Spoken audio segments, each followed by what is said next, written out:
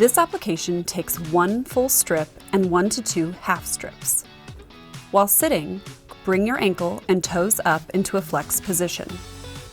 Begin preparing a strip of KT tape by creating a 2-inch anchor. Place your anchor with no stretch on the ball of the foot, directing the tape towards the heel. Using one hand to hold your anchor in place, apply an even, moderate stretch.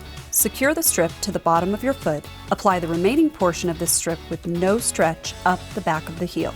Take 1 half strip and tear the paper backing in its center.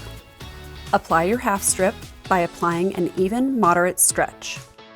Apply your anchors with no stretch over the inner and outer top sides of your foot. Take your second half strip and repeat just behind the first strip.